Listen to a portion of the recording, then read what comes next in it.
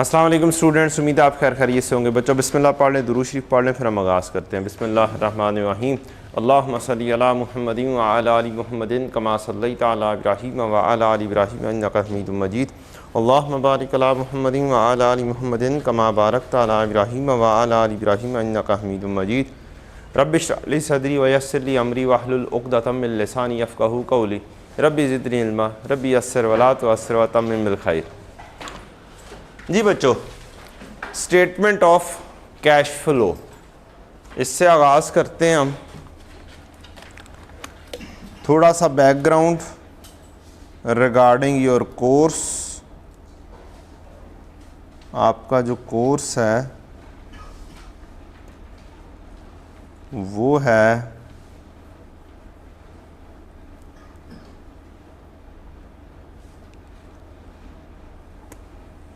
ये आपका सिलेबस में 3-4 चीज़ें हैं। पहला ग्रेड है 35 से 45 मार्क्स का, दूसरा ग्रेड है 20 से 30 मार्क्स का, तीसरा ग्रेड है 30 से 40 मार्क्स का। ये मिनिमम बॉटम लाइन इतने मार्क्स तो आने ही आने हैं, ठीक। इससे ऊपर जा सकते हैं, मीन्स एवरेज करते हुए ये 40 पर जा सकता है, ये 25 पे जा सकता है, ये 35 पे जा सकता है अगर एवरेज ली जाए तो। ये सेकंड ग्रेड हम रिवीजन में डिस्कस कर चुके हुए हैं, सिवाय कॉन्सेप्चुअल फ्रेमवर्क के।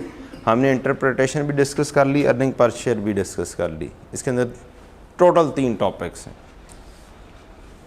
इसका मतलब क्या हुआ, या तो तीनों मस्ट है या 3 में से कम 2 मस्ट है। और पिछली कोई 3-4 अटैम्प्ट्स को उठाकर देख लें तो अर्निंग पर शेयर तो मस्ट है ही है, being a new topic and being a very important topic. दूसरे नंबर पर रेशो आती है, तीसरे नंबर पर कॉन्सेप्चुअल फ्रेमवर्क आता है। लेकिन वो रेशो को थोड़ा सा उसने हल्का सा साइडलाइन किया हुआ, लेकिन वो किसी भी वक्त रेशो को बहुत अच्छा सा क्वेश्चन भी पूछ सकता है। हिस्टोरिकली अगर पुराने क्वेश्चंस को उठाकर देखें तो रेशो 10-12 मार्क्स के ऊपर फॉल करती थी, 11-12 मार्क्स के ऊपर। 15 मार्क्स वाले क्वेश्चन बहुत कम मिलेंगे। तो इसका मतलब क्या हुआ, रेशो का एक शॉर्ट क्वेश्चन 10 मार्क्स का, 8 मार्क्स का, 9 मार्क्स का, और एक अर्निंग पर शेयर का बड़ा क्वेश्चन 15 मार्क्स का, तो हमारा ये ग्रेड पूरा हो जाता है। कॉन्सेप्चुअल फ्रेमवर्क पूछ लेगा तो ये 30 मार्क्स के ऊपर चला जाएगा, फुल फ्लेज हो जाएगा। या फिर रेशो को निकाल दे और उसको भी MCQs पे ले आए या 4-5 मार्क्स पे ले आए, कॉन्सेप्चुअल फ्रेमवर्क भी 4-5 मार्क्स का पूछ ले, तो अर्निंग पर शेयर उस हिसाब से क्या हुआ, एक मस्ट क्वेश्चन हुआ इस ग्रेड में से। पहले ग्रेड के अंदर क्या क्या कुछ आता है, मोटी मोटी सी चीज़। Statement of changes in equity आती है, कैश फ्लो आता है, एरर्स आते हैं, IS8 आता है, आपका नॉन प्रॉफिट ऑर्गेनाइजेशन आता है, ये वाली चीज़ें आती हैं पहले ग्रेड में। इसमें से जो T2 है ये मीन्स बड़े क्वेश्चन पूछे जा सकते हैं। इनमें से T1 में से मिक्स करके ज़रूर बड़ा क्वेश्चन बनाया जा सकता है, 2 T1 के उठाए जाएं और एक बड़ा क्वेश्चन बना दिया जाए। तो नॉर्मली IS8 को या तो वो पूछ लेगा एरर का नोट, एरर का नोट, पॉलिसी का नोट, तो नोट के ऊपर ख़ास तौर पे फोकस कर लीजिएगा। और या फिर वो पूछ सकता है क्या भला आपसे, IS8 को चेंजेस इन इक्विटी के साथ मिक्स करके पूछ सकता है। IS8 को चेंजेस इन इक्विटी और अर्निंग पर शेयर इकट्ठा भी किया जा सकता है, करना चाहे तो। मीन्स ये तीनों टॉपिक इकट्ठे कर दें। तो चेंजेस इन इक्विटी भी एक अच्छा टॉपिक, हेल्दी टॉपिक बन सकता है, बनाना चाहे तो। बड़ा क्वेश्चन आ भी जाता होता है। I don't believe it so कि वो इस दफ़ा बड़ा क्वेश्चन देगा चेंजेस इन इक्विटी में से। अगर देगा तो वो एरर के साथ मिक्स कर देगा, अगर देगा तो वो हो सकता है अर्निंग पर शेयर के साथ मिक्स कर दे दे। चेंजेस इन इक्विटी, एरर सारों को इकट्ठा करे फिर पूछ ले, दैट इज़ अ पॉसिबिलिटी। हो चुका हुआ है, 15, 17, 18 मार्क्स का बहुत आसानी से क्वेश्चन बन जाता है। ये भी चीज़ टेस्ट हो जाती है, ये भी हो जाती है, और अर्निंग पर शेयर भी टेस्ट हो जाती है। दूसरा बड़ा क्वेश्चन फिर कहाँ से वो पूछेगा, कौन सी चॉइस बनती है उसकी, या चॉइस बनती है कैश फ्लो, या चॉइस बनती है non profit organisation. Both are very important, both are very important, non profit organisation and cash flow, जो दिखने में लगता है। एरर्स हैं, करंट ईयर के एरर, ये तो 8 मार्क्स से ऊपर पूछे जा ही नहीं सकते, T1, ये तो रेस्ट्रिक्टेड है 8 मार्क्स। तो मोटी चीज़ जो है, मेन चीज़ है, वो है कैश फ्लो है इस ग्रेड में से, नॉन प्रॉफिट ऑर्गेनाइजेशन है, statement of change in equity. Equity का अलहदा से क्वेश्चन बनाने को बना सकता है, लेकिन मिक्स कर दे तो ज़्यादा अच्छी बात है, मिक्स करके पूछे तो ज़्यादा अच्छी बात है। स्टिल इस अटेम्प्ट के लिए आई विल रिकमेंड कि आप नोट लाजमी तौर पर करें, एरर करेक्शन नोट, ज़्यादा चांसेस होते हैं एरर करेक्शन नोट के। ठीक है जी, कल बात हुई थी एरर करेक्शन नोट के ऊपर भी थोड़ी सी बात हुई थी, एक पूरा फुल फ्लैज भी क्वेश्चन मुझे याद करवाइएगा, आज सेशन के एंड पर इंशाल्लाह कोशिश करेंगे 15-20 मिनट हम रखें, एरर करेक्शन नोट मज़ीद डिस्कस कर दें आपके साथ। इन्वेस्टमेंट प्रॉपर्टी से रिलेटेड एक पुराना एरर करेक्शन नोट आया हुआ है, उसको हम डिस्कस कर लें। और मेजरली कैश फ्लो और नॉन प्रॉफिट ऑर्गेनाइजेशन हमारा एक मेन टारगेट है आज का, जिसमें से मस्ट क्वेश्चन, दोनों में से कोई एक तो मस्ट है ही, पूरा बड़ा वाला। और देयर आर चांसेस, मार्क्स कितने हैं इस ग्रेड के? 35 मिनिमम, कितने? मिनिमम 35 मार्क्स इस ग्रेड में से। तो 35 में से उसने पूछना है तो एक बड़ा क्वेश्चन पूछ लिया, कितने मार्क्स का? 15-17 मार्क्स का, तो बाकी कहां से पूरे करने हैं उसने?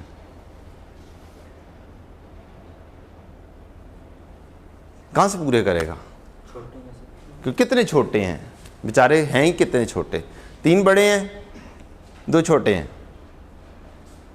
तो समझें कि सारे चैप्टर ही मस्ट हुए ना। 35 मार्क्स पूछने हैं उसने, एक बड़ा क्वेश्चन पूछ लिया 18 मार्क्स का, वो निकल गया। चलें मैं कहता हूँ SNPO पूछ लिया, एक अच्छा टॉपिक है, पूछ लिया 18 मार्क्स का, स्टिल 18 मार्क्स तो मिनिमम पूछने ही पूछने। 10 से 6 मार्क्स कैश फ्लो में से, 7-8 मार्क्स एरर में से, तो ये एक अच्छा हेल्दी किस्म का पेपर बनता है। और पहले था एग्जामिनर का जैसे ग्रिड बनाया हुआ था उसने पहले, पुराने ज़माने में, उस ज़माने में अक्सर वो बड़े क्वेश्चन ही ज़्यादा पूछता था, शॉर्ट क्वेश्चन की सेपरेशन उस तरीके से नहीं थी, या उसने कुछ अटेम्प्ट्स पहले कन्फाइंड कर दिया था उसने अपने आप को, या तो शॉर्ट क्वेश्चन होंगे 8 मार्क्स से कम के, 8 और 8 मार्क्स से कम के, या 15 मार्क्स से ऊपर के होंगे, तो फंस गया हुआ था। अब उसने बड़ा अच्छा सा काम कर लिया, अब उसने शॉर्ट क्वेश्चन का नाम दिया है, कहता है 10 मार्क्स का भी हो सकता है, 12 मार्क्स का भी हो सकता है, 8 मार्क्स का भी हो सकता है, 11 मार्क्स का, 13 मार्क्स का, और एक 15 मार्क्स से ऊपर के होंगे। और एक अच्छा सा उसने एक और तजर्बे शुरू कर दिए हुए हैं, CMA को देखें, R1 को देखें, R2 को देखें, उसने एक काम करना शुरू कर दिया CMA में ख़ास तौर पर। बड़ा टॉपिक उठाता है, उसकी बड़े क्वेश्चन में जगह नहीं बन रही 15-15 मार्क्स की, उठाता है उसके 2 हिस्से, 2 पार्ट बनाकर शॉर्ट क्वेश्चन में फेंक देता है, question 1, question 2, take the data from that previous question and do this question, do this part. तो वो ऐसे हरकतें भी कर सकता है, मीन्स उसके पास बड़े क्वेश्चन पूछने की जगह नहीं है, उसने एक बड़ा क्वेश्चन यहां से ले लिया, एक अर्निंग पर शेयर से ले लिया, एक IAS 16 से ले लिया, स्टिल वो कैश फ्लो से बड़ा क्वेश्चन पूछना चाहता है, क्या करेगा? एक क्वेश्चन बनाएगा, कहेगा इसका ऑपरेटिंग से डायरेक्ट मेथड से सॉल्व कर दो, ठीक, फिर उसी का ही बड़ा दूसरा ऐसा कहेगा इसकी इन्वेस्टिंग और फाइनेंसिंग एक्टिविटी बना दो। इस किस्म का काम वो कर सकता है आपके लेवल पर, ठीक। तो वो उसके लिए एम्पल गुंजाइश मौजूद है कि वो एक ही क्वेश्चन के 2 हिस्से तोड़ करके बना दे, उसने अपनी रिक्वायरमेंट पूरी भी कर देनी है और क्वेश्चन भी बड़ा पूछ लेना है, ठीक है। तो लिहाजा सारे चैप्टर ही बहुत ही इंपॉर्टेंट है, कोई ऐसा चैप्टर है नहीं जो ना पूछा जा सके। अगर मैं को बनाने वाला हूं तो मैं कहूँगा यार statement of changes in equity उठाता हूँ, आइए सेट उठाता हूँ, अर्निंग पर शेयर उठाता हूँ, तीनों का एक मर्जर क्वेश्चन बना देता हूँ। एक क्वेश्चन इस ग्रेड का भी हो गया, इसमें से ये भी हो गई। एक क्वेश्चन बनाऊंगा नॉन प्रॉफिट ऑर्गेनाइजेशन का, 10-11 मार्क्स का भी बनाया जा सकता है, 15 मार्क्स तक भी उठाया जा सकता है। एक क्वेश्चन बनाऊं कैश फ्लो का, ये ग्रेड भी पूरा, वो वाला ग्रेड का भी पूरा काम हो जाएगा। एक रेशो का क्वेश्चन बना दिया, 2 ग्रेड तैयार, ठीक। और कोई एक टॉपिक भी खाली गया सिवाय एरर का, उसके 2-4 MCQ उठा के डाल दिए, वो भी गया। उसने नहीं पूछा तो स्प्रिंग 23 में कैश फ्लो में से 5 MCQs, 5 मार्क्स के MCQ उठाकर दे दिए।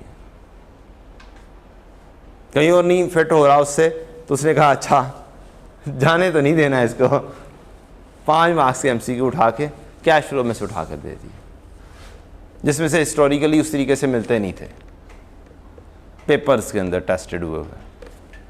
Possibilities are there. बात चलिए तीसरे ग्रेड की भी बात कर दूं, कहानी यहीं पे ख़त्म कर देंगे, फिर कैश फ्लो के ऊपर आएंगे। थर्ड ग्रेड है आपके पास, हमेशा से IAS 16 का एक बड़ा क्वेश्चन होता है, उसके साथ मिक्स करके क्या करता है, IAS 20, 23, 36, 14 चारों में से कोई एक टॉपिक उठाता है या 2 टॉपिक उठाता है और जम कर देता है, और बाकी टॉपिक्स को शॉर्ट क्वेश्चन में पूछ देता है। एक बड़ा क्वेश्चन ग्रेड में से पूछना है उसने, वो IAS 16 ही पूछता है, नॉर्मली इसी तरीके से करता है, सिवाय चंद एक क्वेश्चंस के जो रिसेंट अटेम्प्ट्स में आपको पिछली 5-7 अटेम्प्ट्स में उठाकर देखेंगे, उसकी हिस्ट्री यही रही है, सिवाय एक या दो अटेम्प्ट्स के, जिसके अंदर उसने क्या किया है, कंपोनेंट्स वाला क्वेश्चन पूछा हुआ। एक इंपॉर्टेंट चीज अभी तक नहीं पूछी उसने यहां से, डिस्पोजल नहीं पूछी रीवैल्यूड एसेट की। क्या नहीं पूछी? डिस्पोजल नहीं पूछी उसने। FAR 2 में पूछी हुई है, हमारे लेवल पर R1 के लेवल पर अभी तक डिस्पोजल को उसने हाथ नहीं लगाया, जो कि अभी उसने रखा हुआ है, किसी भी टाइम में एकदम से उठाएगा और दे देगा। ऐसा ऐसा करके चीजें पूछ रहा है। 2 क्वेश्चन थे हमारे, अब्बास लिमिटेड और गेम्स लिमिटेड के नाम से, उनके अंदर अच्छे कॉन्सेप्ट्स दिए हुए थे, आहिस्ता आहिस्ता चुनकर आहिस्ता आहिस्ता करके पूछ रहा है उन कॉन्सेप्ट्स को। तो वो 2 क्वेश्चंस भी लाजमी तौर पर देख लीजिएगा, एक अब्बास लिमिटेड, एक गेम्स लिमिटेड। आहिस्ता आहिस्ता करके पूछ रहा है, आहिस्ता आहिस्ता करके पूछ रहा है, उसमें से एक आधा कॉन्सेप्ट उठाता है पूछ देता है, एक आधा कॉन्सेप्ट उठाता है पूछ देता है। बहुत अच्छे क्वेश्चंस बने हुए थे और बहुत हैवी ड्यूटी क्वेश्चंस थे, ठीक है।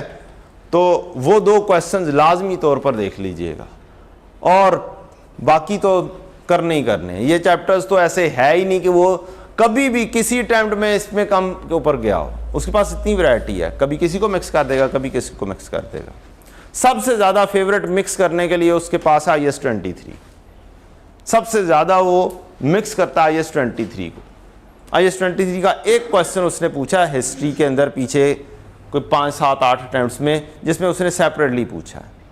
अदरवाइज वो हमेशा इसके अंदर जम करता है IAS 23 को, और बाकी 3 टॉपिक्स में से कोई एक और टॉपिक जम कर दिया, बाकी उसने क्या करना है, इंडिपेंडेंट क्वेश्चन पूछ लेने।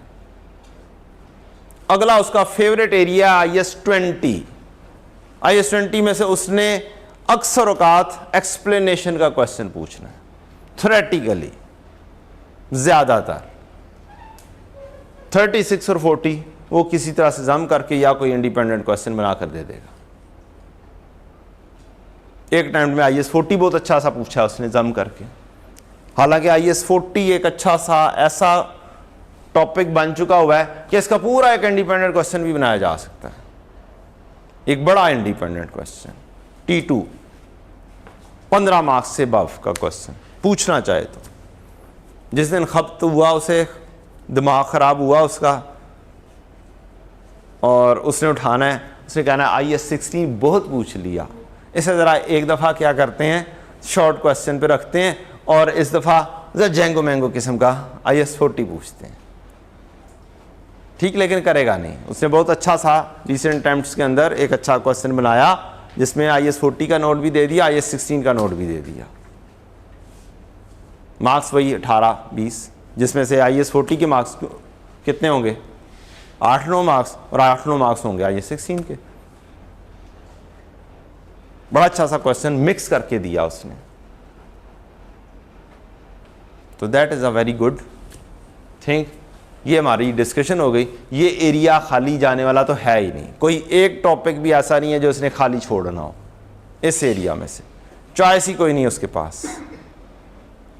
ठीक, तो ये तो 100% पूछता है, ये वाला एरिया तो, ये 4-5 स्टैंडर्ड तो 100% पूछता ही पूछता है, कोई टॉपिक खाली नहीं जाने देता। सेकंड ग्रेड में से रीसेंट अटेम्प्ट्स में उठाकर देखें तो अर्निंग पार्शियल लाजमी तौर पर पूछता है, रेशियो और कॉन्सेप्चुअल फ्रेमवर्क में से बाकी के मार्क्स पूरे करता है। और पहले ग्रेड में से आपके सामने है, कौन सा एरिया सबसे इंपॉर्टेंट आपको लगता है? एक कैश फ्लो, एक नॉन प्रॉफिट ऑर्गेनाइजेशन, और बाकी खिचड़ी। मैं जिधर से दिल करे, जहां से आसान क्वेश्चन बनाने को दिल करेगा वो उठा लेगा इसमें से, अगर आसान देना की कोशिश करेगा तो। बैलेंस करना है उसने पेपर के अंदर, क्या करना है उसने, बैलेंस करना है, मुश्किल क्वेश्चंस, मीडियोकर क्वेश्चन और आसान क्वेश्चन। आसान क्वेश्चन हमारे पूरा फुल फ्लैज भी हो सकता है, हाफ भी हो सकता है, कोई एक पार्ट भी हो सकता है, कोई पार्ट के अंदर छुपा हुआ भी हो सकता है। मींस 15 मार्क्स का क्वेश्चन है, बहुत मुश्किल क्वेश्चन है, उसमें से 10 मार्क्स बहुत आसान है, दिखने में बहुत मुश्किल लगता है। मसलन चेंजेस इन इक्विटी का क्वेश्चन, इसमें से जितना मर्जी मुश्किल कर ले, जब डिविडेंड दे देगा, राइट इशू दे देगा और वो सारी चीजें दे देगा, तो वो क्या होगा, एक आसान एरिया हो जाएगा, easy to do. Means statement of changes in equity IS 8 के साथ भी कंबाइन करे, अर्निंग पर शेयर के साथ भी कंबाइन करे, तो 5 मार्क्स आसान वाले उसमें मौजूद होंगे, डिविडेंड के, राइट इशू के और इस चीज के। तो एरर को साइडलाइन करो, कोई मसला नहीं, उसमें से वो 5 मार्क्स तो आराम से निकलेंगे। 15 में से 5 मार्क्स आसान से निकल रहे होंगे, और पास करने के लिए उस क्वेश्चन में से मजीद 3 से 4 मार्क्स सिर्फ चाहिए होंगे उस एक क्वेश्चन को पास करने के लिए। सो पासिंग मार्क्स आर देयर। मुश्किल से मुश्किल क्वेश्चन में जो पिछली अटेम्प्ट गुजरी, स्टूडेंट्स के लिए बहुत मुश्किल कंसिडर की गई, स्टूडेंट को मुश्किल हुई, लेकिन उसमें से भी आसानी से पासिंग मार्क्स निकल सकते थे अगर कोई सही तरीके से चले तो मुश्किल क्वेश्चन में से भी आसान मार्क्स निकालना सीखें। फॉर्मेट बनाएं, फॉर्मेट के अंदर जो सी चीज़ आसान आती है वो पुट इन करें, जो सी चीज़ आती है कर दें, जो सी चीज़ नहीं आती छोड़ कर साइड पे करो अगले क्वेश्चन पे मूव करो। तो ये है पेपर पास करने का तरीकाकार। चलें जी, इतने हिस्से को बहुत सी अलग से कट करके चढ़ाइएगा।